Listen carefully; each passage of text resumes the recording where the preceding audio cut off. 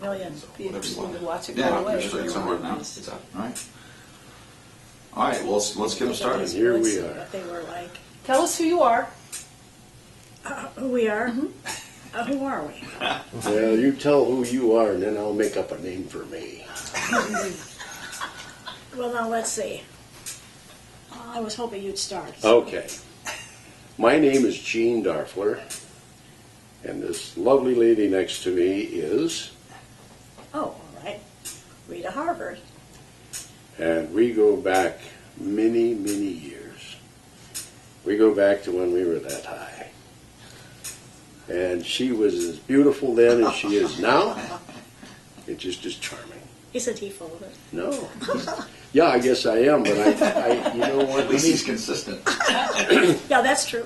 Yes. And it comes because of what you kids have filled me with all the time when we were growing up, you know. All that beautiful charm and history that we have. We have a lot of history because we grew up just a few blocks apart. And I remember I always wanted to play with the boys. Well, there weren't any girls. Do you remember that? There weren't any girls anywhere. It was just you and a whole bunch of the guys in the neighborhood.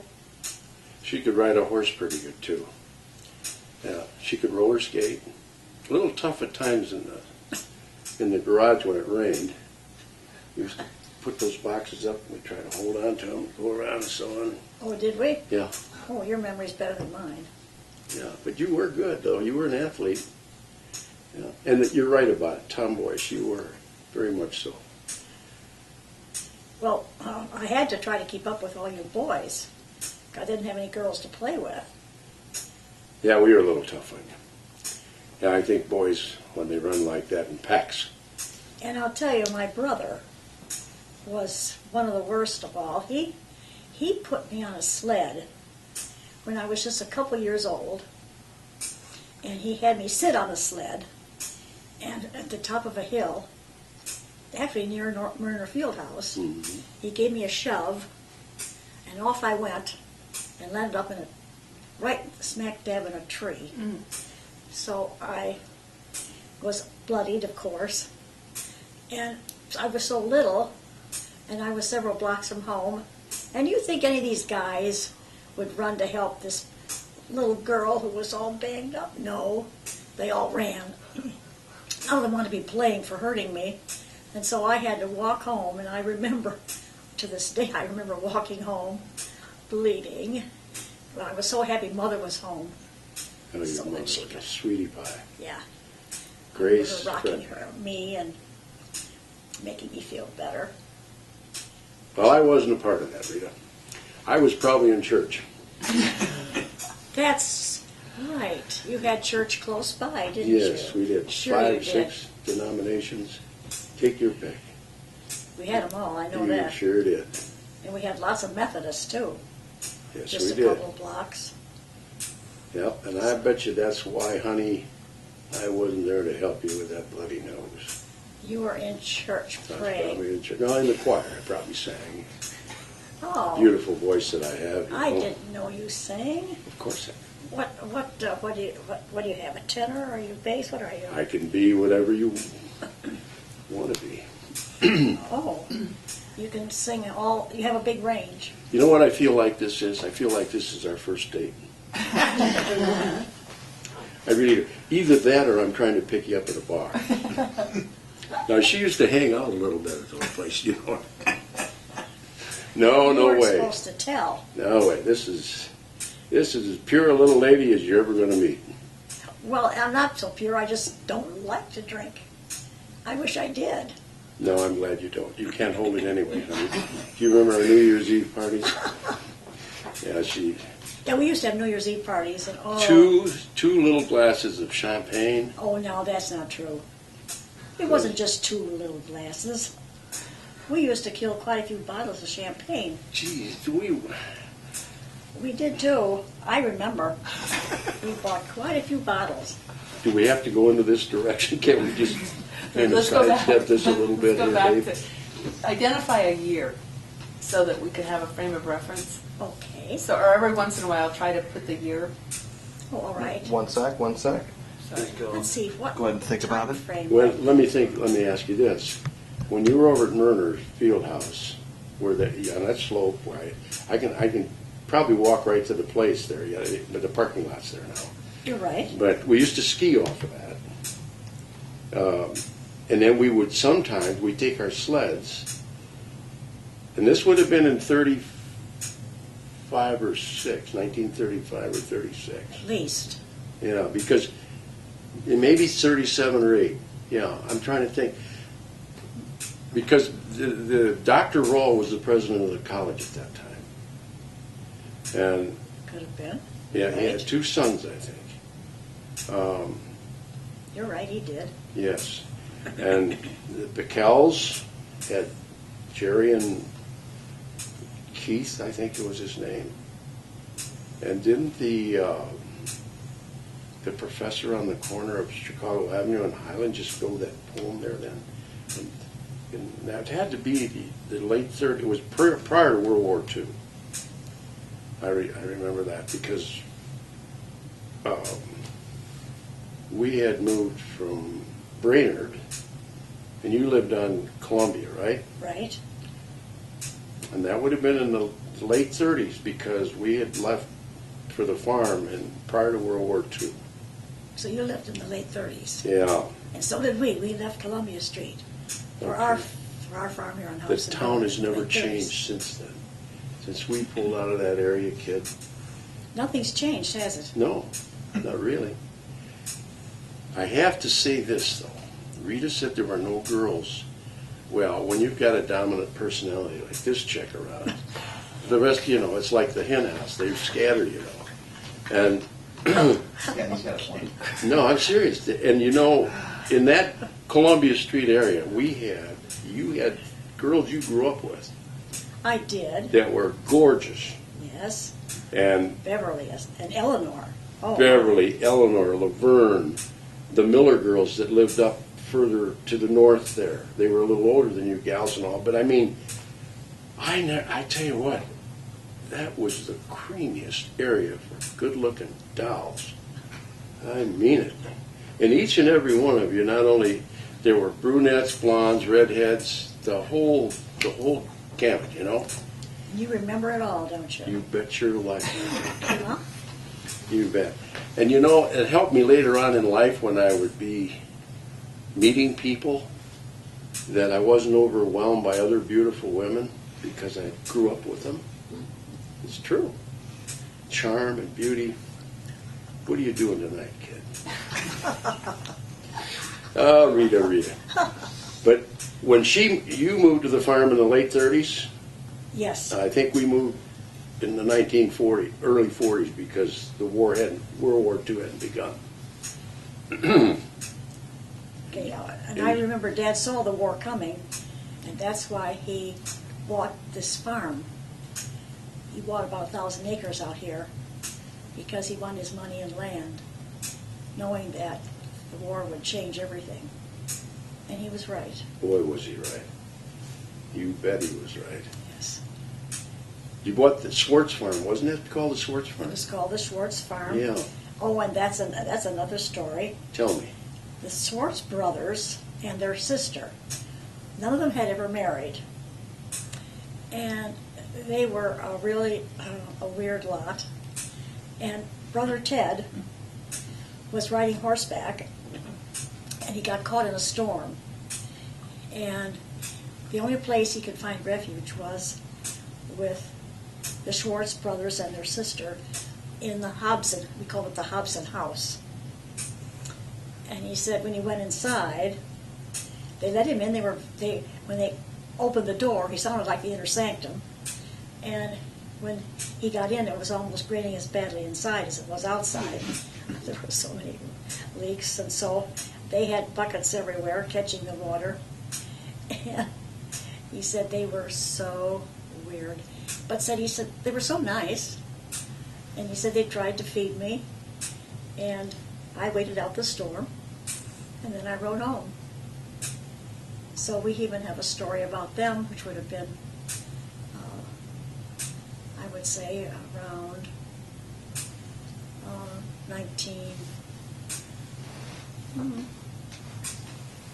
1939, 40. Yeah, I remember the old house that was there. And is that the foundation of the home you remodeled? Yes, It was that where it was? that was it. Yeah, it was. Was it modeled after the Schwartz home?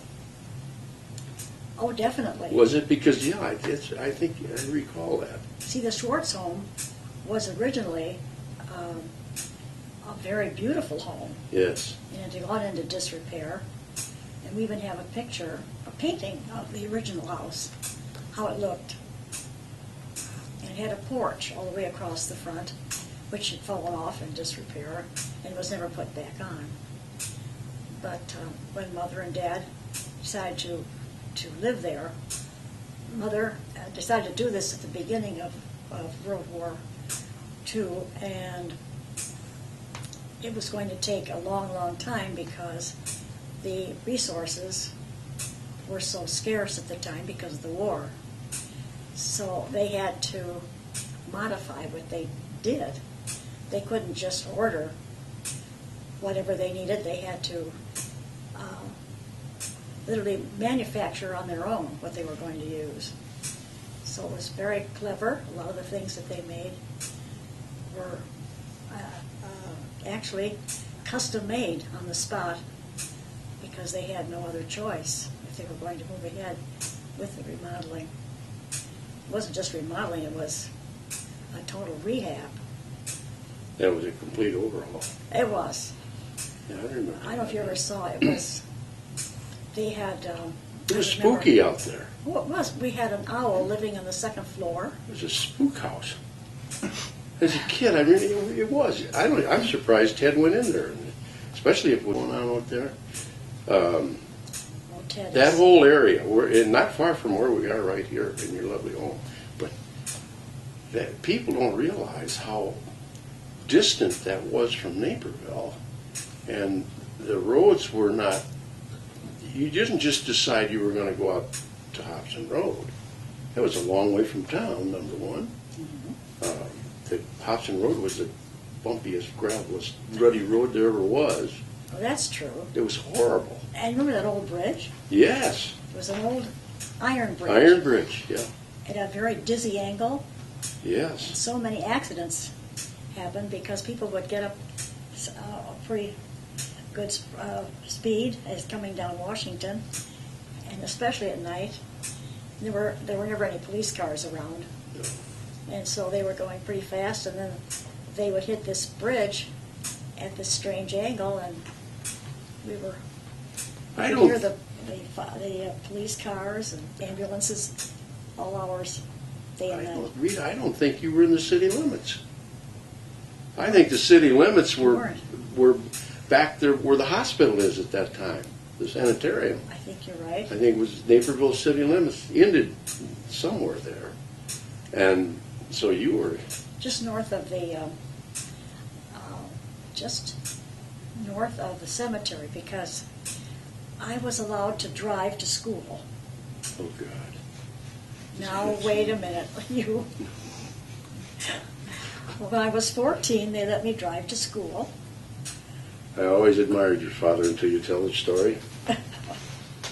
No, I'm sure that's true because you were living out of town. But they wouldn't let me drive in the city limits. So I could drive to the north end of the cemetery, and I'd park the car there, and because there was no traffic, there wasn't a problem parking right there on Washington Street, and then I would walk to school from there. And you were 14?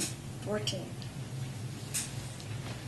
Well, us folks that lived on the other side toward Book Road, You didn't know your life was in danger, did you? no, we did not. No. I want to bring up something if I can, and you can help this a bit, honey. Mr. Fredling, Rita's father, and her lovely mother, Grace, were extremely active in the community in so many ways. Not because they were just entrepreneurs here in the village with their own business on, but they did a lot of things that even as a young boy and the family, you were aware of. And I can remember on many occasions as a young lad growing up, and I would meet your lovely mother in town. Of course, at that time, everybody seemed to know everybody. I mean, it was more than an acquaintance. And your lovely mother would always stop and ask me, I don't care what she had, grocery bags, or what she would say, Gene Darfler, how are you doing? What's going on? And then when I went to school in the East, she'd say, how do you like being in the East and so on? I remember that. It was she always so interested in what, and I'm sure I wasn't the only one that she singled out to do that with. I mean, I'm sure that was just her nature, but what a delightful lady. And your father was a great tennis player up until he was in his 80s. He loved Boy, his he tennis was good. He had the tennis courts behind the plant there. You're right. Oh, he was. And there was about 6 of those fellows that played tennis. And this would have been during World War II, wouldn't it? I think so. I've got a picture of them They were in our family album. good athletes. Oh, my gosh. So that easily could have been during the war years. Yeah. But they played together for many, many years, before and after the war. Yes. Yeah, because I remember your daddy even after we all were adults, and he's going down there and being a really active, vibrant sports enthusiast. And so many things that we did not realize were developing, like your father's foresight and going out and saying, you know what, we better buy some of this land now, and so on and so forth. I don't think we realized at the time, or at least I know I didn't, that they had the vision and the foresight that a lot of us superimpose on ourselves today that we have. But when you take it back to that point, that's really thank the Lord for people like that, the visionary and so on. But aren't we lucky? No. Aren't you lucky to be here with me today? Don't you? Aren't we all lucky to have you here, Gene? I mean, you're so famous. Oh, yes. I mean, you're known from coast to coast. Yes, of course. Yes, you are, and I'm thrilled to be here with you. Yes. Uh-huh. That's true. Any day that you want to grace us with your presence, you just ring the bell and I'll be here for quite a while, little girl. well, that, No. When we were kids, and this would have been 30s and into the 40s in World War II, I don't know what the population of Naperville was. I'd say it's 5,000. I don't remember what it was. But we went to high school at Washington High School, which was junior high, 7th and 8th grade, and 4 years of high school, all in the one building on Washington Street. you got that right. And there were probably, 75 to 95, maybe 100 students in a class? In our class, it was exactly 100. 100, okay. And I think ours was a 97 or 98, something You had a like that. few Yeah. And less than we did. I think the thing that I cherish the most about coming back to Naperville and being a part of it as a child and then going away and coming back again, the pluses are the reuniting and the reconnecting with the memories and the personalities and so on. Because there's something about growing up in a situation like Naperville, and I think the children someday, we still have that quality, where it's easy to reconnect when it was from infancy in a situation of a little village like Naperville, which still has the vibrancy, I think, that it always had. I think we had the same vibrancy when it was 5,000 people that it has today when it's 140,000 people. And reconnecting with those people is so easy. It's so comfortable. It's so nice.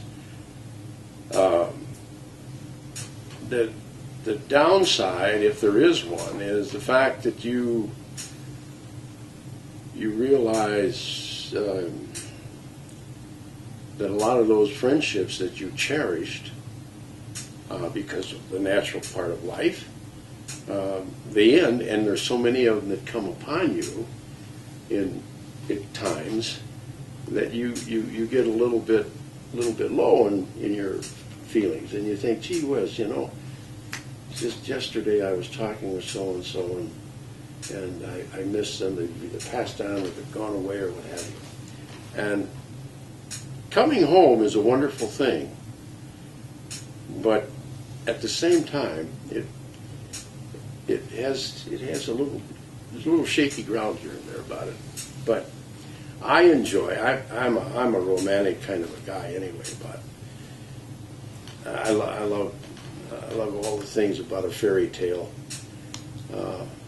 Not so much the endings, but I think we've been living in kind of a fairy tale life, and it's kind of neat. Well, we hear that Naperville tends to be different from other communities, and it is for some people. They consider us almost a fairyland. It's so ideal.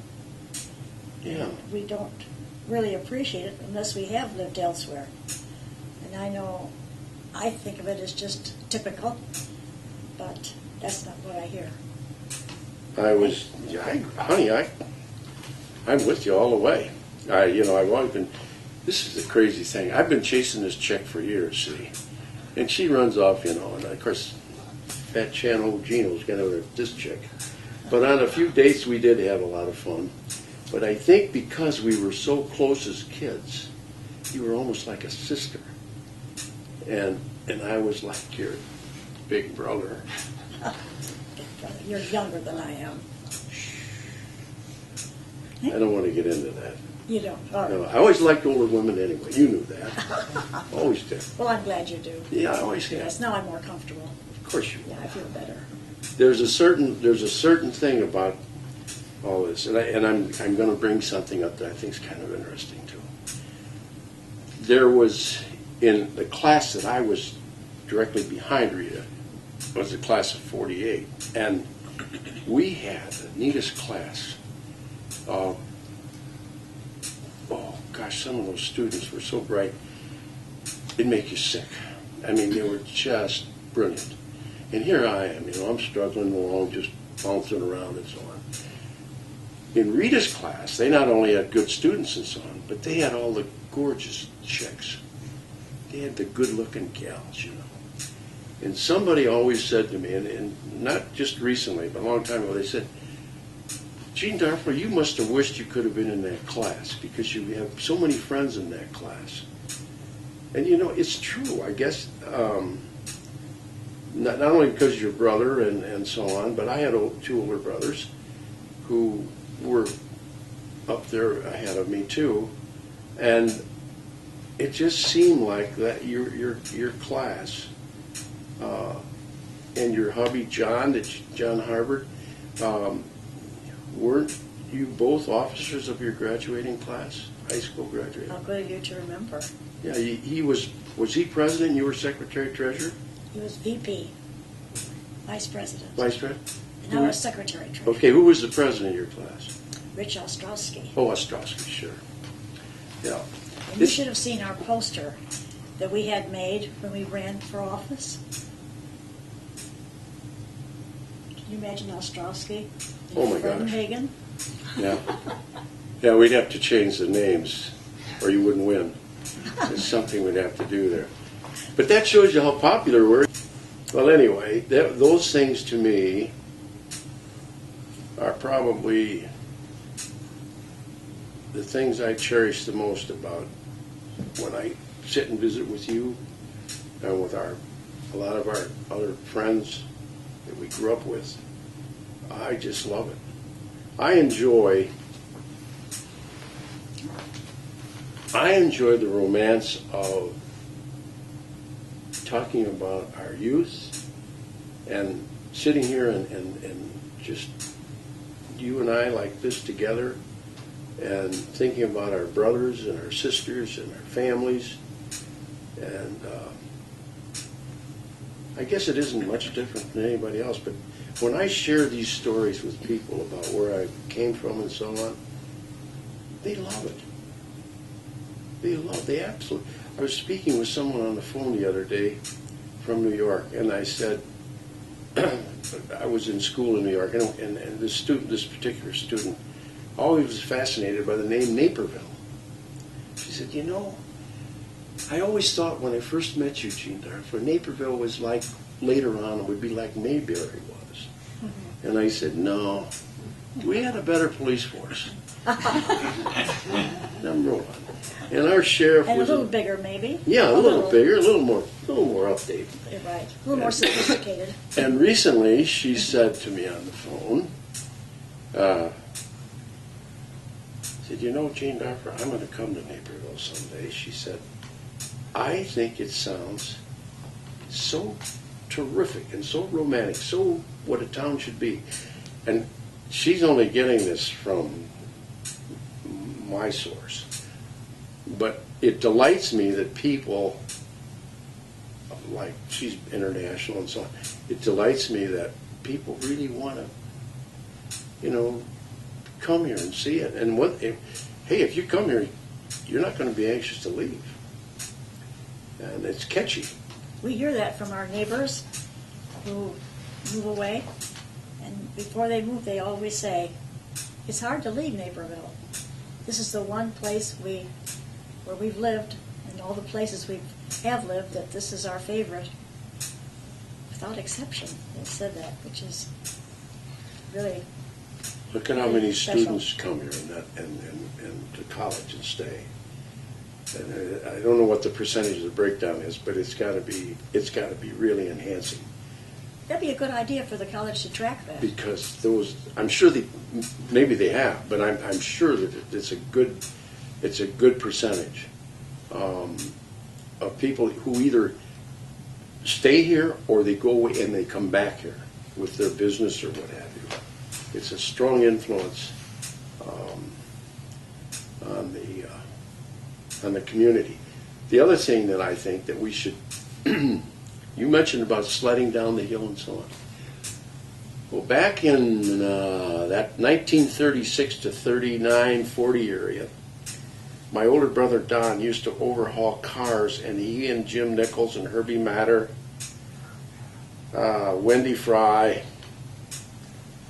oh gee, those are after those fellows that were the Albrights, and they'd fix these cars up, and if wintertime would come, they'd hook a bobsled up, and they would go down. The college wasn't spread out like it is now. It was more confining there.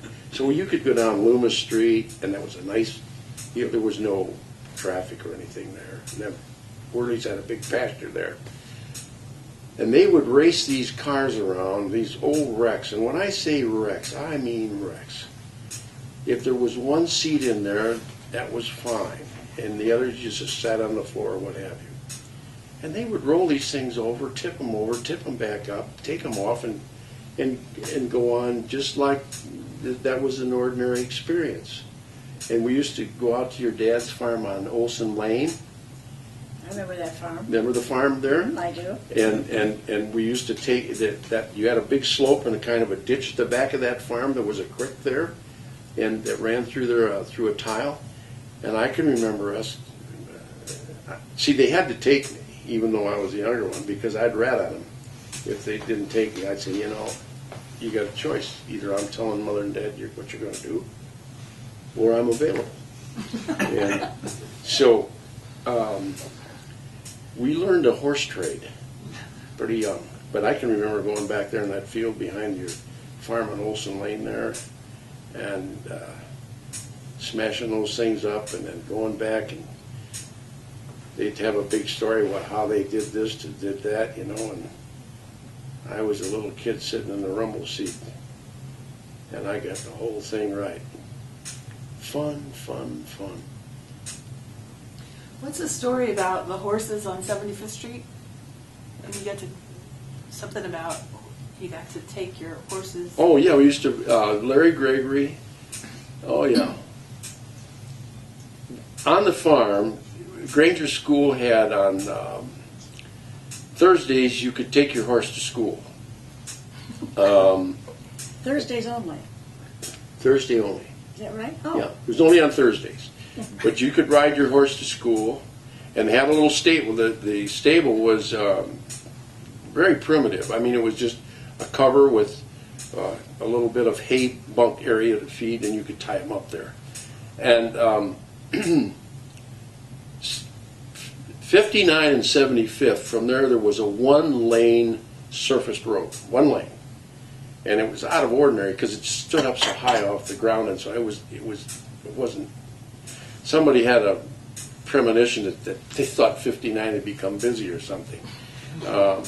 And from Book Road to the east, it was prairie. It was just nothing.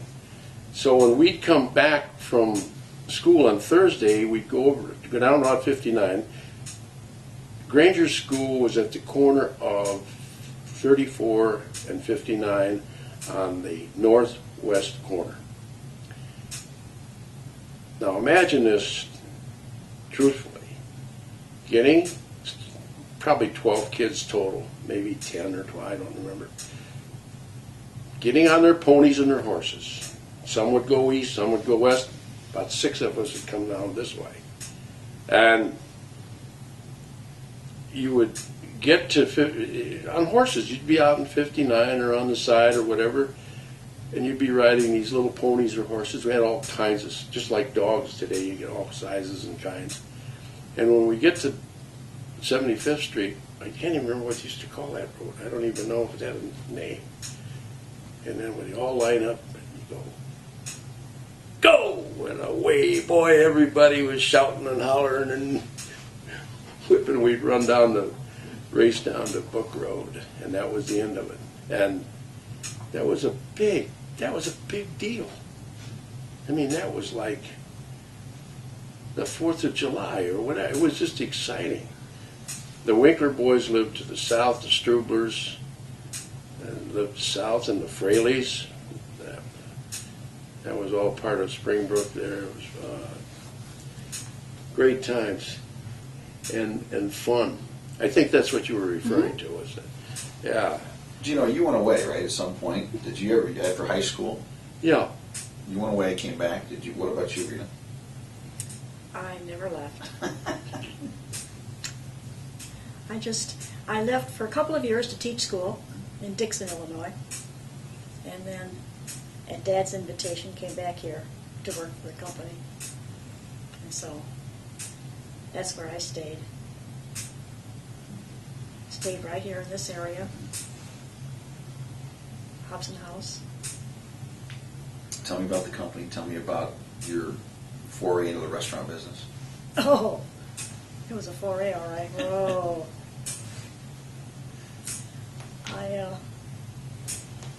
There were 5 others who invited me to become a partner in a restaurant. It all sounded very exciting, and everybody had such a great idea. What was the year? It would have been, I'm going to have to think about that. I'm going to say about 1977. And the whole idea was to have a family restaurant. We wouldn't have any alcohol, and we would make it just as pleasant and really nice restaurant in Naperville. And so we did. We pooled our resources and really made a lovely restaurant. Well, with 6 owners, you can imagine 6 different ideas. But the one that seemed to me to be the worst was the manager himself.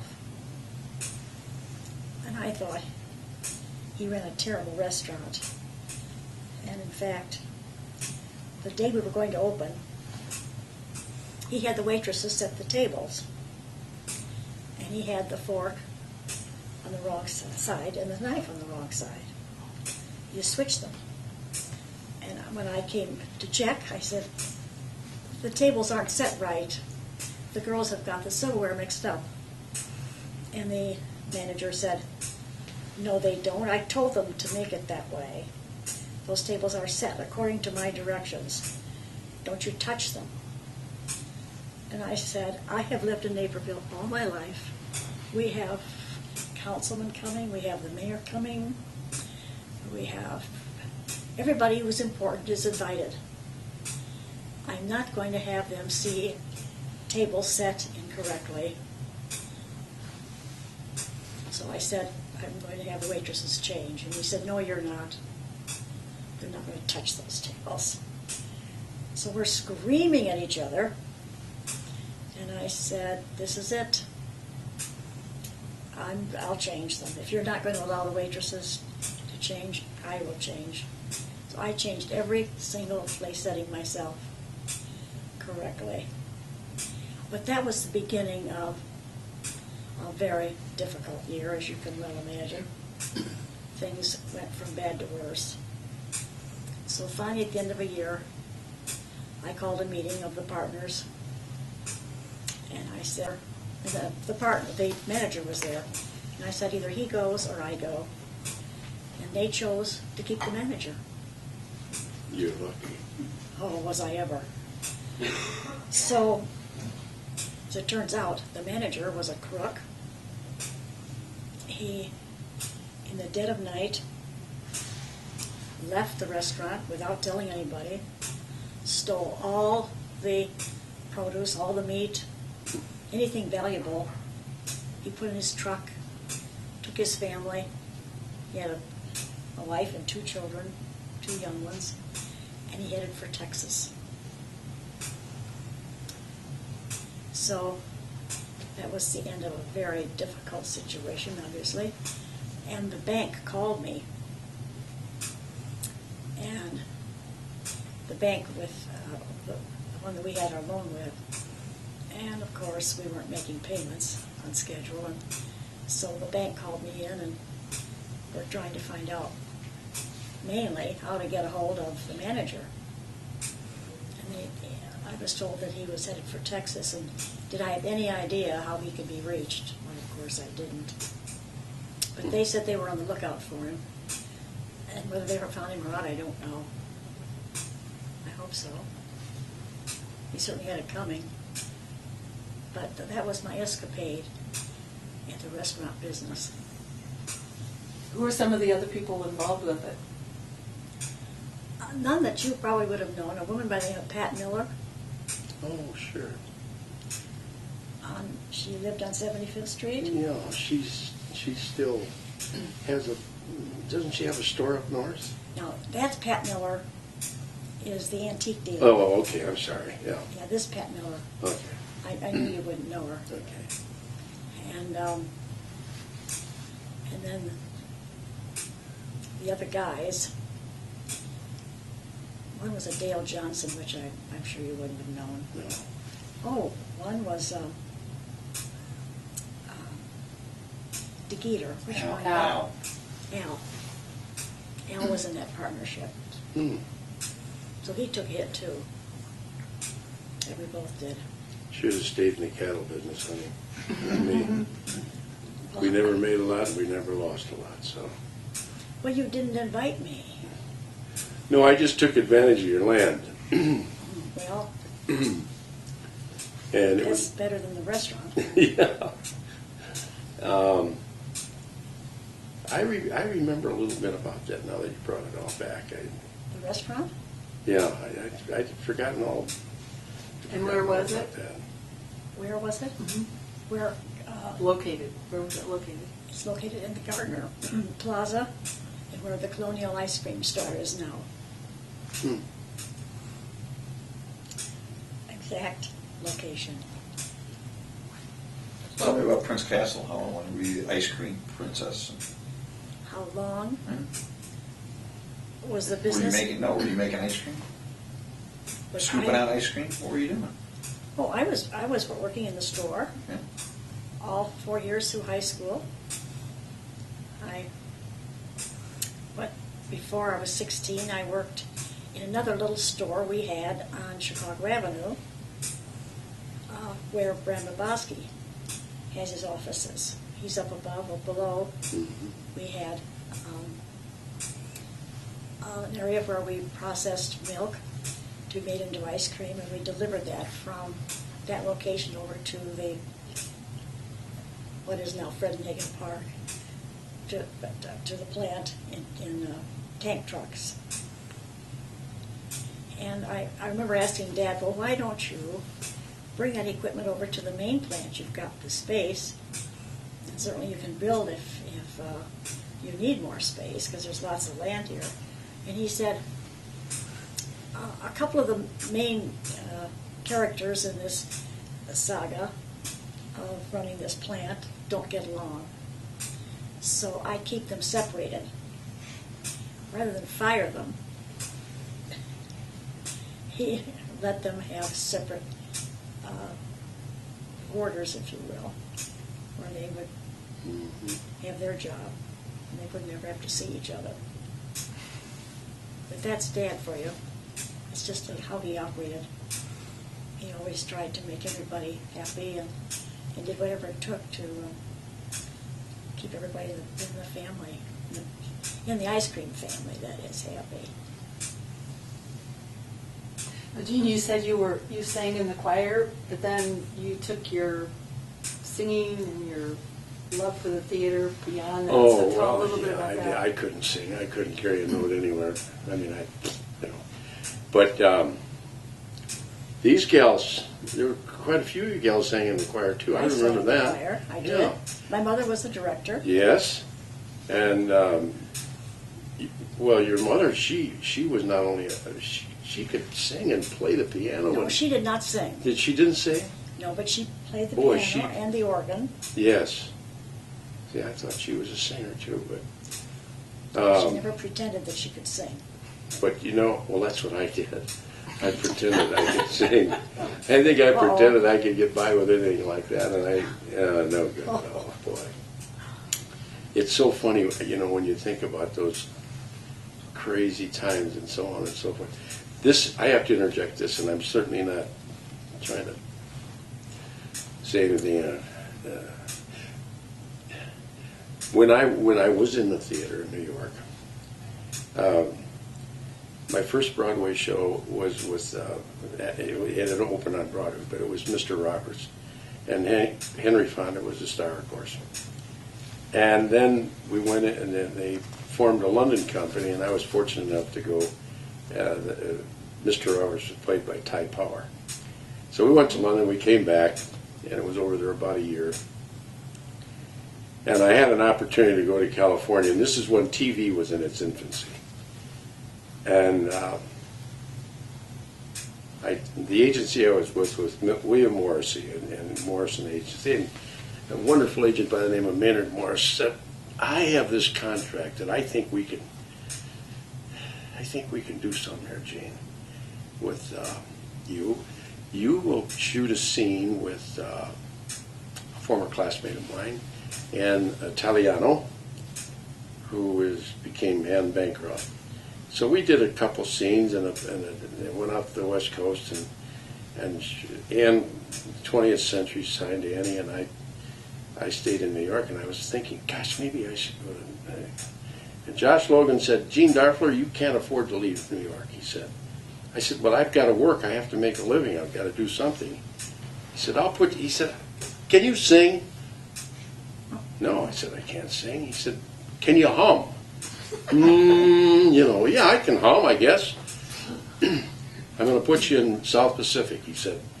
You come down, and so on. So I went, and I watched the Mary Alonzo and the wonderful gal that played the original. And so I was in South Pacific with the original cast probably for 3 months.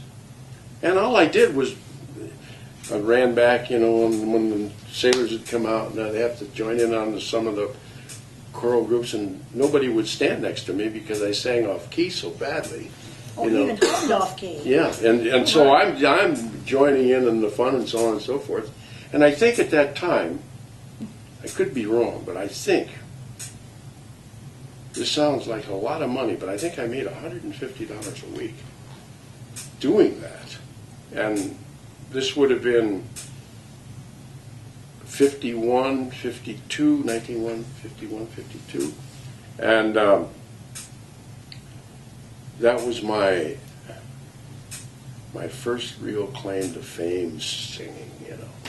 But if that put that on my resume in showbiz and somebody said, "Oh gosh, we're glad you can sing. Can you dance?"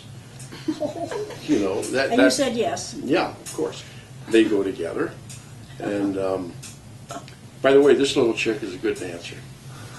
Rita's a good dancer, always was. Yes, you are. Your brother and his band, and you and your music, and your mother, it's a natural. Yeah. Where would you dance at? Where would we Where dance? would you dance at? Where's the place you go dance in Naperville? Well, we used to go. What was the name of that place? And was it Willowbrook? Yep. LaGrange or wherever that Yep. was. That old, big old That's place. very place around. Yeah. It was Willowbrook, yes. Yeah. But we did have your brother started that dance thing at the YMCA. Do you remember that? Oh, I do. Remember that? We used to have these weekly dances. Yes. And we were just kids, teenagers. That would have been during World War II. I'm sure it was, yes. Because we would have been in, like, maybe freshmen or sophomores in high school, I think, when that all started, wasn't it? Trying to think what years that might have been. But that was at the Y, and that was your brother and I remember MH Ted's started band. that. Yeah. I do. And we did that. And the other thing I remember is we used to have Friday sock hops that you girls would do in the gym at Washington Square. Remember that? Now that I don't remember. Huh. I'm not making this Was up. that your class? My class? No, that was the school. The GL girls did this, and Oh. you had. Don't you remember that? No. Oh my gosh, Chuck! I know that was going on. That's you'd have to take your shoes off and have socks, Yeah. and then they call it a sock hop. Sure. but And I you don't remember that? You didn't have socks, huh, babe? Well, maybe that was it. Mother couldn't afford socks. Yeah. Maybe that was the problem. But and of course the farm kids, they wore these farm socks. Oh, that was fun. They had a white toe and a white heel. Do you remember that? Oh, gee, you could tell the farm kids. Did you remember that? Oh yeah, geez, that was a lot of fun. And I guess I wasn't a farm girl. no, I missed a lot. you were there. You were probably president of the organization that did it. But I tell you, that was fun. That was a lot of fun. And we started dancing like that young. These started when I was in 7th or 8th grade. I remember that. And that was a big deal. They put they had the big record thing, and they poke them on there, and then everybody would get out there and start swinging and sang. Who was that boy that would get up there once in a while and sing? I remember Eleanor used to get up there and sing. Eleanor Fochek? Uh-huh. Who did she? Oh, yes. She had a nice voice. She's a good-looking chick, I tell you. I mean, there wasn't anything she couldn't do. Well, I don't know about that, She's but someone you'd love to hate because there wasn't anything she couldn't do well. yeah. Someone like that, it isn't fair. And to be born beautiful and all the rest that she could do, Yeah, she was it's not fair to have all of that in one basket. yeah. We didn't call it a basket, but you're supposed to right. You're absolutely right, Shucks. I'm sure Yeah. you didn't. But she was one of maybe 5 or 6 of you chicks that all ran around together. And each and every one of you was prettier than the next in another way. I never saw a group of girls anywhere like about 6 or 8 of you chicks. I'm telling you.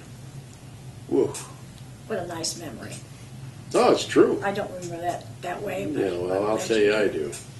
You bet your life. And I was a little bit on the shy side then. You were, you never have had a shy bone in your body, ever. Hmm. That's right. You're getting me mixed with my brother. Chuck? Yeah, he was the outspoken one, the one that. Chuck was shy. See, that's where you're getting confused, honey. No, darling. I remember. He was. Chuck was very shy. Was he? Yes, he hardly spoke to me. Hmm. And you were always very friendly and outgoing. What happened then? What happened? Yeah, what happened? Yeah, Nothing. see. Nothing. That's Unfortunately, been- yeah, I really there you liked go. Chuck. That's what happened. Nothing. I really liked Chuck. He was He was a neat such a guy, sweetheart. wasn't he? Yes. Yeah. Yes, he Your was. your sister Jean and my brother Don were in school together. I think in the same grade. My sister had a crush on Don, too. Did she? Although Don had a crush on Jessamine, Yeah. and my sister hated Jessamine. Yeah. Uh-huh. That's the way it used to work, wasn't it? Yeah, It was that kind of triangle. sure. Yes. I never had anybody had a crush on me, but I had a crush on all you chicks. We all had crush on you. Oh yeah, sure. We just were afraid to tell you. Because, you know, we didn't want you to think we You were were afraid silly. to tell me. Oh, I bet We were that- afraid to tell you. Mhm. Yeah. Uh-huh. That's right. I was a skinny, tall, beanball You kid, were not. and I was as ugly as sin. And I think to You tell were you, always very good looking. All the girls were gaga over you. Yeah, that's this right. is what hurts, folks. This is what hurts. Now that I'm How could the that way hurt? I am, and I hear this kind of talk, this is very destructive. It should be very. You know my personality is going to to. change? Good. Okay. I promise I'll be better than I have been in the past. And how will you do that? Behave. Behave? hmm Do you know how? hmm How will you do that? Well, if I have you to instruct me, Oh. you know, when you were dating Rita, you had to be a complete gentleman. Ah, good point. This I want to bring this up for two reasons. First of all, the cordiality back in our time was so prominent with the opening the door with yes ma'am, yes sir, may I help you, please, thank you. All the Darflers. Well, we were that way because, you know, but I mean, it was general. That was general then. No, I don't think so. Don't you really? No. The Darflers were the best behaved kids in town. Really? Absolutely. Get that? Real quick, I don't mean to interject, but I think what I'm going to do. Who had to survive because of the neighborhood and so on. Now, did the growth, how do we react to the growth? I think we would have reacted negatively to it had it not been for the type of quality that we were getting through people like Harold Mosher. And I'm not singling him out alone, but I have to in some ways, because he really instigated other people to make investments in the community and reinvest. And no community, in my opinion, can survive like Naperville did if it's all rests on one thing, whether it be any particular kind of industry or whatever. You've got to have the mix, and if the mix lives there, it has a tremendous impact on the village. Right here where we're sitting in this community that Rita grew up in with her mother and father and her family and all, had they not made this investment, this wouldn't be here. I have no idea what it'd be, but it wouldn't be like it is here today. So I personally am very grateful for the quality and the foresight of people that came before us who really care about who your children are going to school with or who's doing this or whatever. Naperville had a lot of problems with water and sewer for years. until they finally took it under control, because the people that were in charge here made their living here. Now we have a commuter situation where a lot of our income is coming from the Chicagoland area or elsewhere, but it still has the essence of those angels that set this up originally. And I think that's why we have people who run for office here, like a George Pradle, that wins. Because people want to hinge into things that were original. And I'm not saying that, I'm not criticizing George, I'm not saying he's the best or the worst or anything. I'm just saying that Naperville supports Naperville. And you'll, although it's diminishing, it still has that flavor. And that to me is a compliment to the village. I think you have to keep deep roots active and planted to sustain the kind of lifestyle that we've been able to be the beneficiaries of.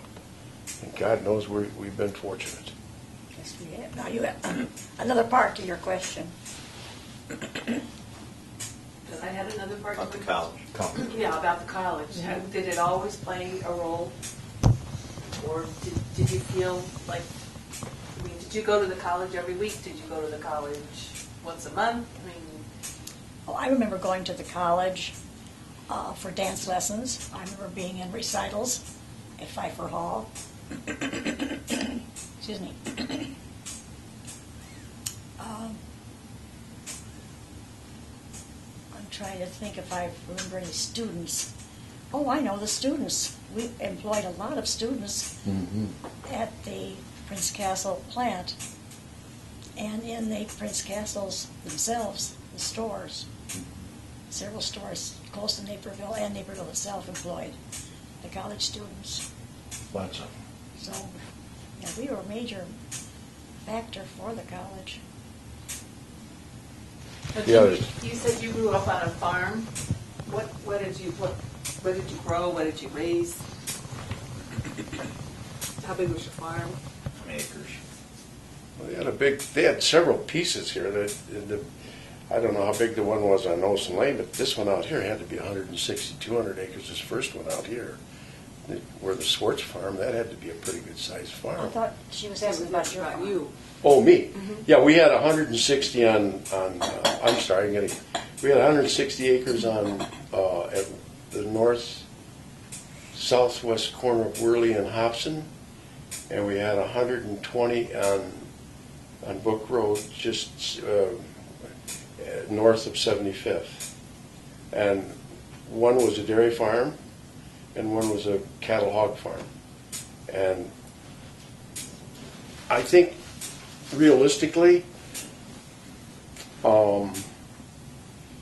between my brothers and myself, we preferred the cattle to the dairy because the dairy was so confining.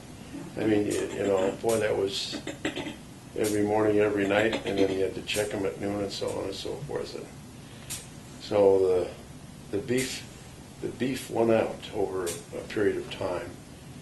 And then prior to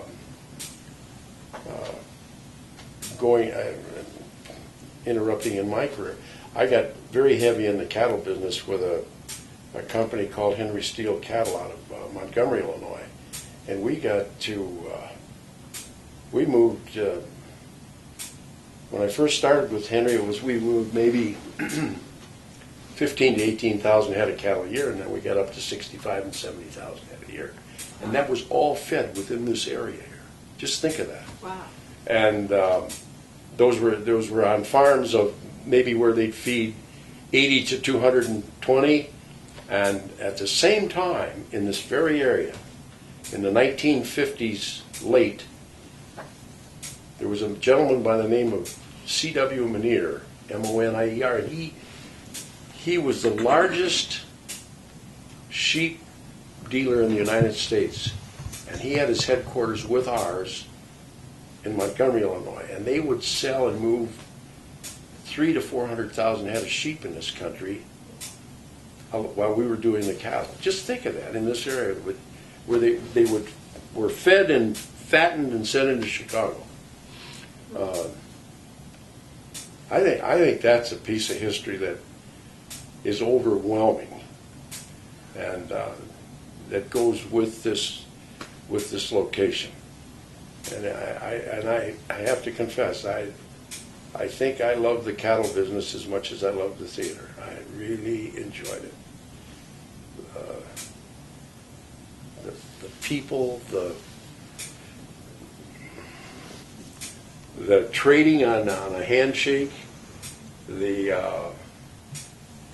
be buying cattle out for 3 or 4 months in advance, and maybe you buy 150 here, 120 over there, and you write out a note, you put down $1 a head, just sign it on a piece of paper like you get from the grocery store, and then you'd be there in October to pick them up. That's the way we did business. Same way on the south side over here. Farmer would say, I want those cattle I had last year, get me that same brand. And you go up to Wyoming or wherever it was, and you try to locate that guy and get those cattle bought, and get them delivered, and so on and so forth. And at that time, if you made $1 to $1.50 a head profit, that was big money. So you had to handle a lot of the volume as you grew to compensate for the growth, you know. I tell you, we lived in some great times here, and that all influenced this community, obviously. She mentioned Jessamine Wheaton, who was a veterinarian's daughter, who my brother Don married. And my brother Charles, Chuck, married Fraley, which owned the Springbrook Country or farm down there. And so we're kind of all interwoven here, you know. And getting back to North Central was what Rita made a comment. I know. Are you still a trustee there, honey? Are you? I'm a lifer. A lifer. Okay. I went to North Central, I think, for 1.5 years before they kicked me out, and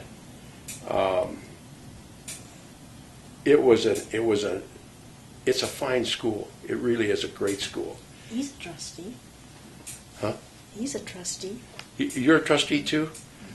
I see. I get out of touch here. I really do. We can put you in touch. No, honey. I'm fine the Be way careful it is, what right? you're touching. Yeah. I'm fine the way it is, babe. Anyway, I know a way I can. there's a lot of good things that I think, much like I was talking about the developers and so on, the people who hung in here and did things beyond just developing. North Central has an overlap, long-lasting influence that has enhanced, in my opinion, just their being here is a plus. But the benefits that come from that go beyond, because merchants that, like, they work for Prince Castle, and those people, a lot of those people became very close personal friends of ours, as you know, who grew, their families came back here and they grew up and so on, who are now teachers in the community and so on and so forth. That all embellishes into what we're talking about as far as quality. I think it really enhances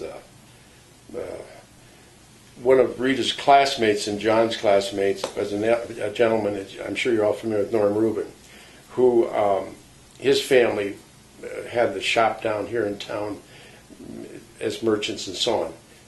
He went on to really excel in a lot of fields, but as a merchandiser and as someone who really connected with this village, he's another one. I take my hat off to these people, because they did well here financially and they made an investment here, but they didn't do it selfishly. They penetrated a certain market and did well, but they they enhanced what we have, and I admire that. I think it's college the same way. I think it's. Tell me about Craylor Manufacturing. They were the biggest employer in Yes. Naperville for decades. Yes. I mean, did you guys have relationships with the people that worked there at all? Or? Well, I don't know. The only connection I think I personally had was that I know that when a lot of the war veterans who came back to go to college worked at Craylor's. Numerous, including my older brother Don. They had the GI Bill to go to college, but they also had families and so on, so they worked there. And Rita's very close classmate and friend was the Zeininger family, which were directly related to the founders of the Craylor. And, you know, all of those people had an influence on. Is something going to explode? He's switching. Oh, but anyway, they Okay. they had. We'll let you know if it's going to explode. We'll Yeah, let you I know wasn't first. sure. I didn't know it was. But We're all gonna. This is going to explode. I'd rather stay here with you. what a way to end. Go out with a bang. Oh man, I'm telling you what. But you know, we get a lot of attractive personalities that come here to live permanently, just by being the way we are, without putting a sign out, an invitation, other than by coming to our town and seeing what it's like. I really think that's a fragile situation, but it only gets stronger as you influence with the college, with the former angels we've had and so on. And good Lord knows we've had some very generous people who have laid the foundation here. Oh boy. It's so easy to want to be a part of that, isn't it? I mean, you just want to gravitate to it, and that's so neat. That's the best. You're right. You're absolutely right. Well, baby doll, It's about time, don't you think? I think it's about time. Anything you'd like to add? Well, I want to add, Rita has always been Thanks. Sweetheart. kind of the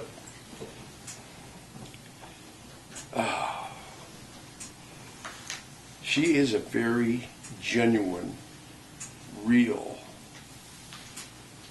deep-seated friend.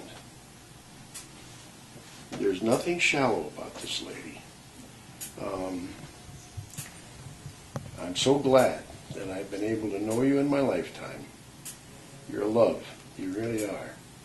And that comes from the bottom of my heart, kid. Thank you. Yes, well, you're number one. And Feelings mutual. so let's go somewhere and misbehave. Do you think anybody would notice? No. With you, yes. With me, no. They've come to expect it from Gene. Yeah, that's just the way it is, baby doll. We used to call her Rita ta ta ta. Remember that? What was it? There was a song too that I always. Oh, that's something else. You know, I have to say this. My wife adored Rita. Connie Lee, had a pretty tough last 3 or 4 years, but she adored this gal, and they reconnected here about a year ago, and it was a blessing. Yes, it was. It was a blessing. It was just a blessing. And I always think about early in our lives when we were all together and so on, and how fortunate we were to have had whatever it is, kid. I don't know what the hell it is, but it's sure great. And when I hear different music from our era, when I was coming over here, I heard Frank Sinatra singing, "I'm going to love you like no one's ever loved you before," and so on. It was beautiful. Not only the words, the music and all.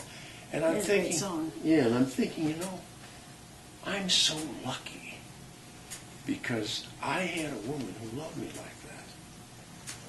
Yes, you And did. I did. And I am so fortunate. And I have the same thing in friendships with people like you, kid. Thank you. Go back to when you were just punky little snot-nosed kid. Yeah. I love you as much today as I did then, baby doll. Well, that's really saying something. Yes, it is. Yeah. You're a sweetie. And I love your guy up there, too, Johnny. You're wonderful, He too. takes such good care of me. Yeah, he's Does he? good.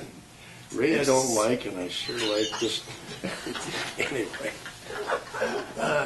Thanks a million for having us. And Rita, thank you, sweetie pie, Thank you so much. for being This has been great. Oh, yeah. We'll see what comes. We'll see what comes of it. Just wanted to get some conversation down. Nothing Now, if you really wrong. want the skinny, We'll get the scotch out and start talking. well, and then let's That'll help. I have to let this little chick go hide somewhere, and then we'll really get into the real McCoy, okay? I don't need to hide. Don't worry. No, I know, sweetie. No, you're pretty hard to tuck away anyway. You know what? That's good. Yeah, it is good. I like It to is. hear that. Yeah, Yes. You take good care of yourself. I sure as heck will, baby doll. Don't Yep. run into anybody or anything. No, proud of me. Okay. His old knees. Now, honey, you want to take that bag with you, lover? Well, I'll just stand. Oh, right okay, here. okay. I don't want you to take left. All right, sweetie pie, I love you. You take care. You take care of yourself. I will, babe. You betcha. Penny, thanks so much. Deb. We get a group. You guys are death on dates, aren't you? That's tomorrow. You want to know dates and Well, just want to, just Time chronologically. points of reference. Yeah. yeah. 1, 2. Okay, cool. Thank you. Go ahead, yeah. Joe. How many times have we found photographs?